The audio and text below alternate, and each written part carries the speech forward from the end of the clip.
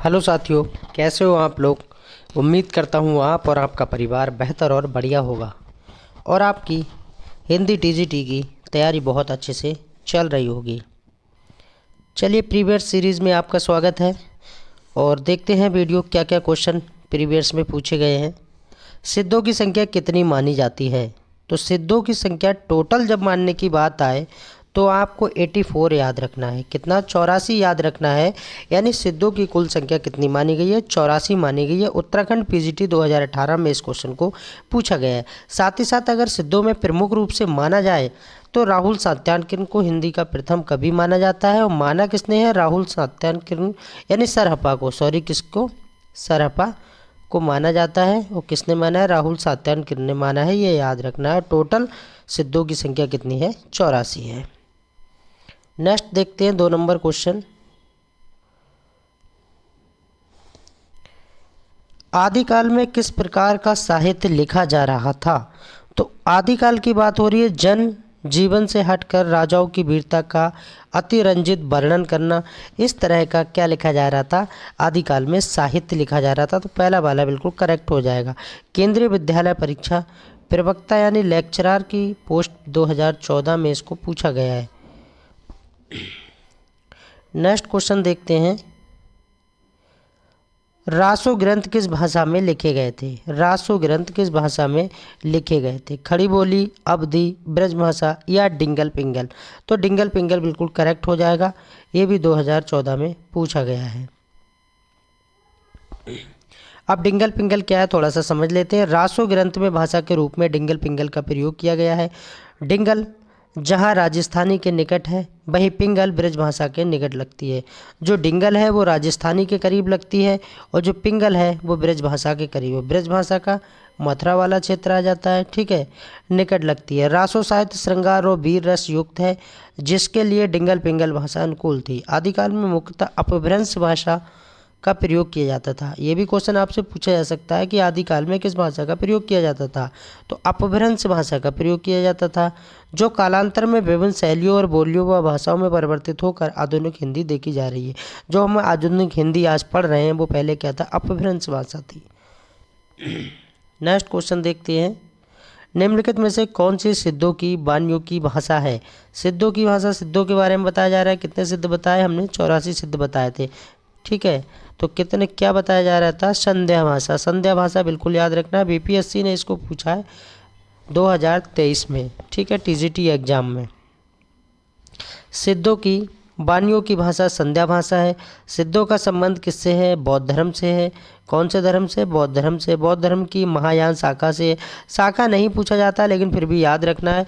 धर्म तो याद रखना है। धर्म को धम्म भी कहते हैं। सिद्धों का संबंध बौद्ध धर्म के महायान शाखा से। आचार्य रामचंद्र शुक्ल के अनुसार सिद्धों की उद्धृत रचनाओं की भाषा देव भाषा, मिश्रित, अपभ्रंश या पुरानी हिंदी है। नेक्स्ट क्वेश्चन देखते हैं। निम्नलिखित में से कौन सी श्रेणी काल क्रमानुसार सही है? ठीक है, ये आपको बताना है। 2019 में इसको पूछा गया है। Uttar Pradesh 47B assistant professor परीक्षा में इसको पूछा गया है। तो बीसल देव रासो, ठीक है, उसके बाद पृथ्वीराज रासो, हमीर रासो और कुमार रासो। पहला वाला बिल्कुल ठीक हो जाएगा।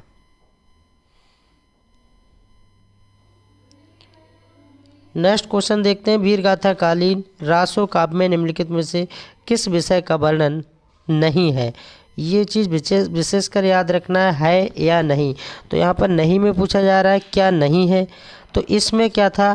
कृष्ण लीला का प्रतिपादन नहीं किया गया है और 2014 KBS में इसको पूछा गया है। नेक्स्ट क्वेश्चन देखते हैं। उपदेश रसायन के रचनाकार कौन है? उपदेश रसायन के रचनाकार कौन है? जिनदत्त सूरी हैं। कौन है? जिनदत्त सूरी। इनकी और भी रचनाएं हैं, रासो ग्रंथ हैं। उपदेश रसायन आदिकालीन कवि जिनदत्त सूरी का रचित रासो ग्रंथ परंपरा का ग्रंथ है, जो अपभ्रंश भाषा में बद्ध है। किस भाषा में पूछा जा सकता है? अपभ्रंश भाषा में है। ये ग्रंथ नृत्य परकधारा को रासो ग्रंथ है।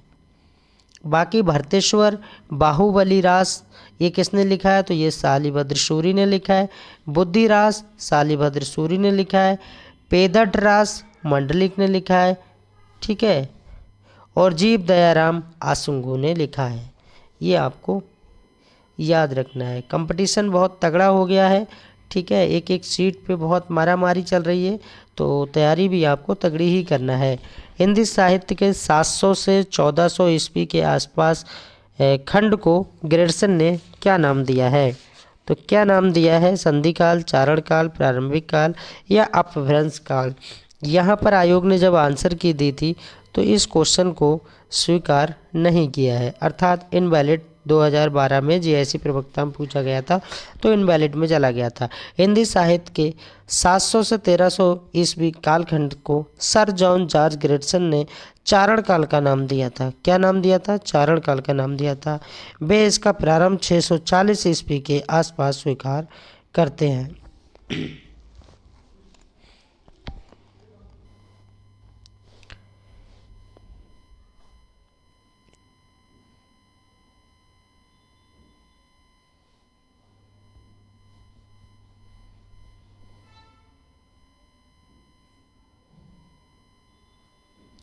नेक्स्ट क्वेश्चन देखते हैं।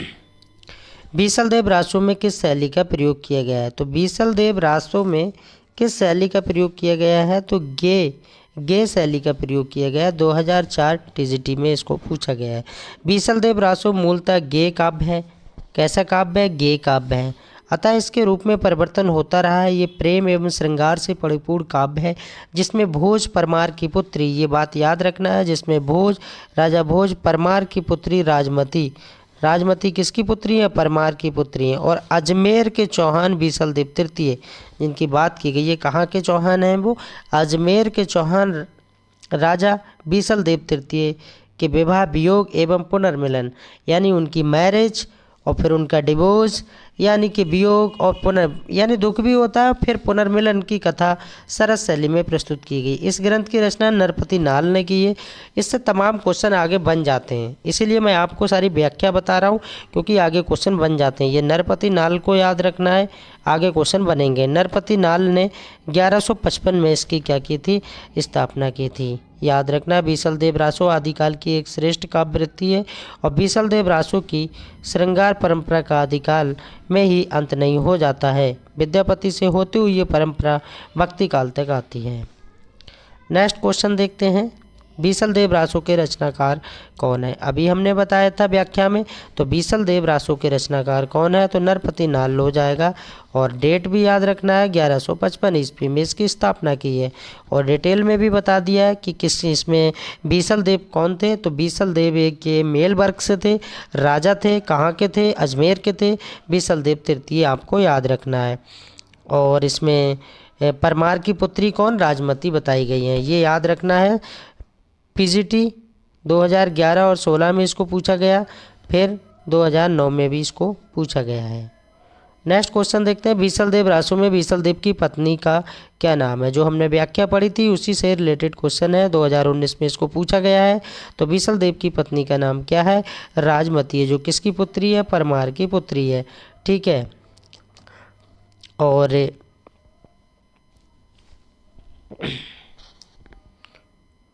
नेक्स्ट क्वेश्चन देखते हैं। निम्नलिखित रासो ग्रंथों में कौन सा काव्य एक प्रेम काव्य या श्रृंगार काव्य है? तो प्रेम काव्य या श्रृंगार काव्य, क्वेश्चन वही है। बीसलदेव रासो, नरपति नाल, बस इसको पूछ लिया क्योंकि उसमें बोला गया था ना कि इसमें प्रेम भी होता है, पुनर्मिलन भी होता है, वियोग भी होता है, सब कुछ होता है। तो प्रेम काव्य श्रृंगार कौन सा है? तो बीसलदेव रासो है, जिसे नरपति नाल ने 1155 में लिखा है। नेक्स्ट क्वेश्चन देखते हैं। निम्नलिखित में से किस रासो काव्य का मूल वर्ण विषय वीर रस न होकर श्रृंगार रस है? होना चाहिए था वीर रस, क्या होना चाहिए था? वीर रस, और वीर रस ना होकर क्या है? श्रृंगार रस है। बात वही हो रही है, बीसलदेव रासो की बात हो रही है। 2001 में टीजीटी में इसको पूछा गया है। नेक्स्ट क्वेश्चन देखते हैं। रासमती से रूठ कर बीसलदेव कहाँ गया था? क्या हो गया था? दोनों में कुछ असमंजस की स्थिति पैदा हो गई थी, तो कहाँ चले गए थे? राजमती कौन थी? उनकी पत्नी थी, अर्थात वाइफ थी, ठीक है। तो रूट कर कहाँ चले गए थे? उड़ीसा चले गए थे। एक राज्य का नाम पूछ लिया कि कौन से राज्य में चले गए, तो उड़ीसा में चले गए। उड़ीसा की राजधानी क्या है? भुवनेश्वर, ठीक है। 2013 में पीजीटी में इसको पूछा गया है। साथ ही साथ और भी याद रखिए, राजमती क्या है? राजमती क्या है? उनकी वाइफ है, किसकी? बीसलदेव तृतीय की। ठीक है, और इसकी स्थापना 1155 में हुई है, नरपति नाल ने की है, और ये गेपस शैली में रचित है। ये सारी बातें आपको यहाँ से और भी देख लीजिए व्याख्या इसकी। क्वेश्चन यहीं से बन जा रहे हैं। बीसलदेव रासो में राजा भोर परमार की पुत्री राजमती और अजमेर के चौहान राजा बीसलदेव तृतीय के विवाह, वियोग और पुनर्मिलन की कथा सारस शैली में प्रस्तुत की गई है। इसमें वर्णित है कि राजमती की बातों से रुष्ट होकर, किसकी बातों से? राजमती की बातों से रुष्ट होकर, रुष्ट का मतलब होता है दुखी होकर, स्वाभिमानी राजा बीसलदेव तृतीय उड़ीसा, ठीक है, उड़ीसा, अब उड़ीसा बोला जा रहा है, उड़ीसा बोलो या उड़ीसा बोलो, बात एक ही है, चला गया। और 12 वर्ष बाद राजमती से 12 वर्ष तक राजमती उसके विरह में दुखी रहती हैं। ये पॉइंट नोट डाउन कर लीजिए, कितने वर्ष? 12 वर्ष को याद रखना है। 12 वर्ष तक दुखों को सहती रहती हैं, अर्थात 12 वर्ष तक वो नहीं आते हैं, यही इसका मतलब है। ठीक है, वह राजभवन की दीवारों को कोसते हुए वन में रहने की कामना करती हैं कि मैं राजभवन में न रहकर वन में ही रहूं। ठीक है, और सामंती जीवन के प्रति गहरी आरुचि का सजीव चित्र प्रस्तुत किया गया है। नेक्स्ट क्वेश्चन देखते हैं, किस रासो ग्रंथ को आलाखंड के नाम से जाना जाता है? तो जगनिक का परमाल रासो बिल्कुल याद रखना है। किसका? जगनिक का परमाल रासो। 2003 में टीजीटी में इसको पूछा गया है। आदिकालीन कवि जगनिक के परमाल रासो ग्रंथ को आलाखंड के नाम से जाना जाता है, जिसमें महोबा उत्तर प्रदेश के वीर आला और उदल की वीरता है।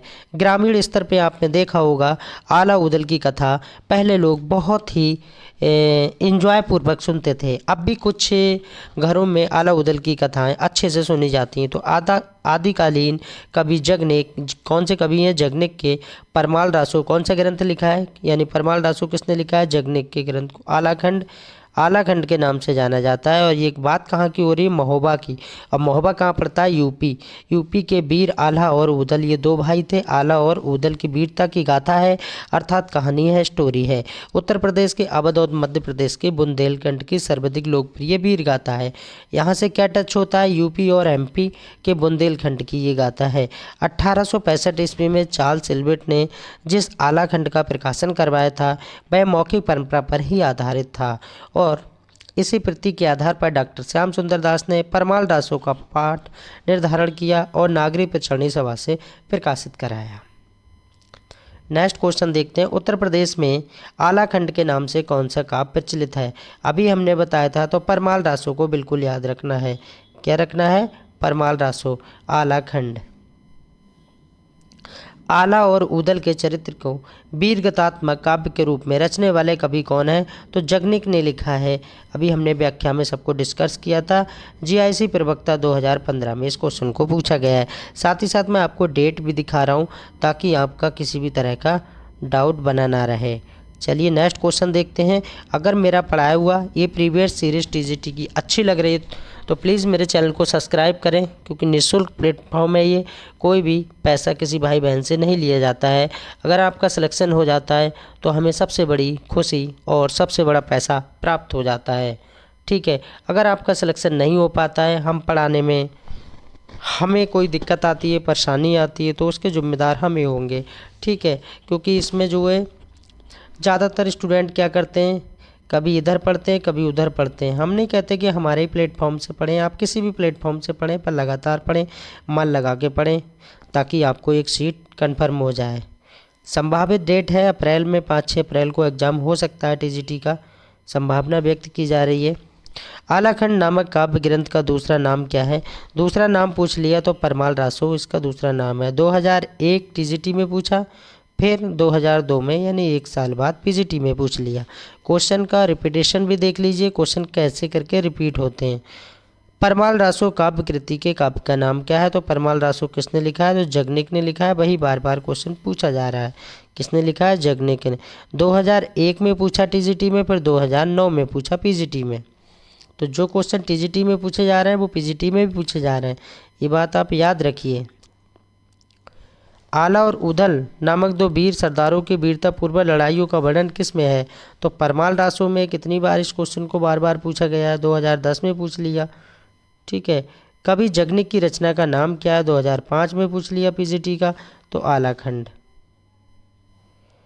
आला और उदल किस राजा के सामंत थे? हाँ, आला और उदल जो दो भाई थे वो किस राजा के थे? तो परमाल एक राजा था। राजा कौन था? तो यहाँ पर परमाल था। परमाल राजा को बिल्कुल याद रखना है, परमाल राजा। निम्नलिखित में से जगनिक किस काल के कवि हैं? अब जगनिक किस काल के कवि हैं ये बताना है। तो वो आदिकाल के हैं। ये बीपीएससी ने पूछा है टीजीटी में 2023 में।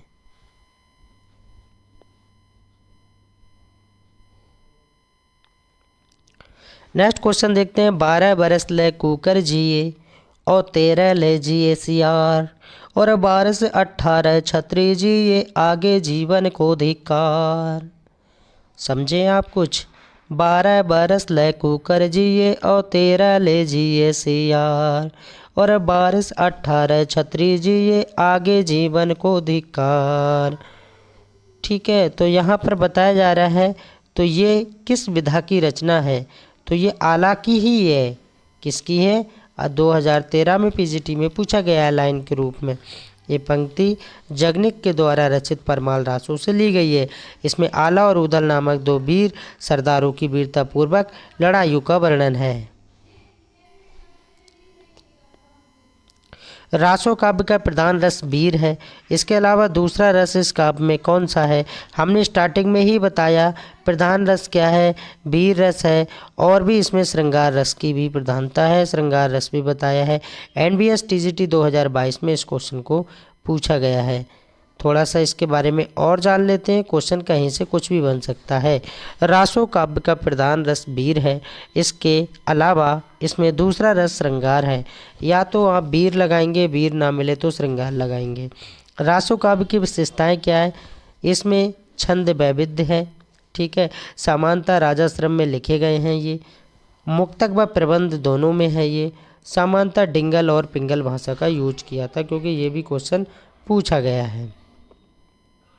नेक्स्ट क्वेश्चन देखते हैं। पुस्तक जल्लड़ हत्दय जली गज्जन निरपकाज में जल्लड़ को कौन सी पुस्तक देने का उल्लेख किया गया है? तो पृथ्वीराज रासो की बात की गई है। 2013 पीजीटी में इस क्वेश्चन को पूछा गया है। नेक्स्ट क्वेश्चन देखते हैं। निम्नलिखित में से कौन सा रासो ग्रंथ छंदों का अजायब घर कहलाता है? पीपीएससी ने पूछा है, हो सकता है टीजीटी में भी पूछा जाए। तो आपको याद रखना है पृथ्वीराज रासो को याद रखना है।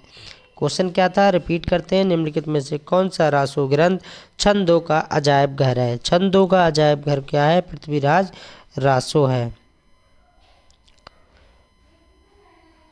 पृथ्वीराज रासो के बारे में और क्या क्या क्वेश्चन बन जाते हैं, चलिए देख लेते हैं।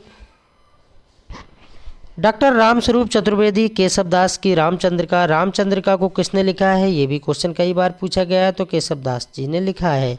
छंदों का अजायब घर कहते हैं। यानी डॉक्टर रामस्वरूप चतुर्वेदी जो है केशवदास की रामचंद्रिका को छंदों का अजायब घर कहते हैं। पृथ्वीराज रासो के विषय में क्या है? आचार्य हजारी प्रसाद द्विवेदी मूल ग्रंथ को सुख सुखी संवाद के रूप में लिखा गया मानते हैं। नरोत्तम स्वाकी इसे मुक्तक काव्य मानते हैं। ये क्वेश्चन आपके डायरेक्ट बनते हैं कि किसने किसको क्या माना है, क्योंकि अब लेवल जो है टीजीटी का हार्ड हो रहा है। 2021 से पहले के पेपर देख लीजिए, 2016 तक के बहुत अच्छे पेपर हैं, बढ़िया हैं। जैसे 2021 का पेपर हुआ है हिंदी टीजीटी का, आप एक लेवल देख लीजिए। 15 से 20 क्वेश्चन उसमें लाइनों से ही पूछ लिए अंदर। ठीक है। बहुत लंबा साहित्य है हिंदी का, तो उसको पढ़ना इम्पॉसिबल तो नहीं है, पॉसिबल है, लेकिन उतना अच्छा अगर आप पढ़ेंगे तो आप एक बेहतर स्कोर कर पाएंगे। डॉक्टर नागेंद्र इसे स्वाभाविक विकासशील महाकाव्य मानते हैं। तो डॉक्टर नागेंद्र इसे क्या मानते हैं? स्वाभाविक विकासशील महाकाव्य मानते हैं। डॉक्टर नागेंद्र इस घटना को भी कहते हैं। डॉक्टर दशरथ शर्मा को व्रत महाभारत कहते हैं। नेक्स्ट क्वेश्चन देखते हैं। वीरगाथा काल के प्रसिद्ध प्रबंध काव्य का क्या नाम है? तो पृथ्वीराज रासो हो जाएगा। 2014 में इसको पूछा गया है। हाँ, थोड़ा सा इसमें क्वेश्चन बन सकता है कि पृथ्वीराज रासो में कुल कितने सर्ग हैं, तो 69 है, यानी 69 सर्ग हैं। ठीक है। कन्नौज इसका सबसे बड़ा समय गणवज्र युद्ध है, जो इसकी मूल कथा है। क्वेश्चन यहाँ से भी बन सकता है, ध्यान रखना है। रामस्वरूप चतुर्वेदी के अनुसार पृथ्वीराज हिंदी की अपनी महाकाव्य परंपरा की बड़ी उपयुक्त है। मिश्र बंधुओं के अनुसार हिंदी की वास्तविक प्रथम महाकवि चंद्रबरदाई को कहा जाता है। किसने कहा है? मिश्र बंधुओं ने कहा है। चंद्रबरदाई पृथ्वीराज चौहान के दरबारी कवि थे, ये भी आपको पता होना चाहिए। जो चंद्रबरदाई थे वो किसके दरबारी कवि थे? तो पृथ्वीराज चौहान के दरबारी कवि थे। साथ ही साथ ये भी याद रखना है, पृथ्वीराज चौहान का युद्ध किससे हुआ था? तो 1191 और 1192। इसमें क्या हुआ था? तराइन का युद्ध हुआ था मोहम्मद गौरी से। हिंदी का प्रथम महाकाव्य क्या है? तो हिंदी का प्रथम महाकाव्य पूछा जा रहा है, ये 2020 में पूछा है, तो पृथ्वीराज रासो हो जाएगा। नेक्स्ट क्वेश्चन देखते हैं। अगर वीडियो अच्छी लग रही है तो प्लीज़ वीडियो को लाइक ज़रूर कर दें सभी भाई बहन, पूरी ईमानदारी के साथ। रामचंद्र शुक्ल ने हिंदी का प्रथम महाकवि किसे माना है? वहाँ पर नाम दे दिया है कि आचार्य रामचंद्र शुक्ल ने हिंदी का प्रथम महाकवि किसे माना है? तो विद्यापति को माना है। किसको माना? सॉरी, चंद्रबरदाई को माना है। चंद्रबरदाई को माना है। 2019 में इसको पूछा गया है। पृथ्वीराज रासो को हिंदी का प्रथम महाकाव्य कहने वाले आलोचक कौन है? आलोचक या आलोचना करने वाले कौन है? तो आचार्य रामचंद्र शुक्ल। वही क्वेश्चन घुमा के पूछ लिया। हिंदी का प्रथम महाकाव्य क्या है? पृथ्वीराज रासो हो जाएगा।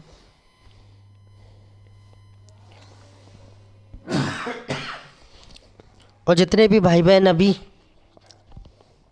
DSSS BPGT में फॉर्म भर रहे हैं, ये देख लीजिए 2021 में ही इस क्वेश्चन को पूछा गया है। DSSS BPGT 2021 में ही। हिंदी का प्रथम महाकाव्य क्या है? तो पृथ्वीराज रासो है। नेक्स्ट क्वेश्चन देखते हैं। पृथ्वीराज रासो महाकाव्य के रचयिता कौन है? तो चंद्रबरदाई हो जाएगा। इस क्वेश्चन को आप गौर से देख सकते हैं, कितनी बार पूछा गया है। TGT परीक्षा 2009-11, PGT परीक्षा 5-16, KBS प्रवक्ता परीक्षा 2014।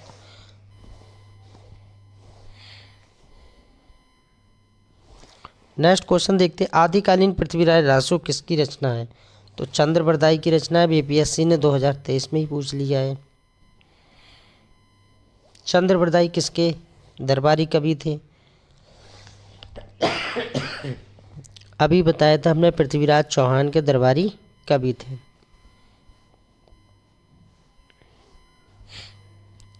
तो ये प्रीवियस की सीरीज़ आपको कैसी लगी?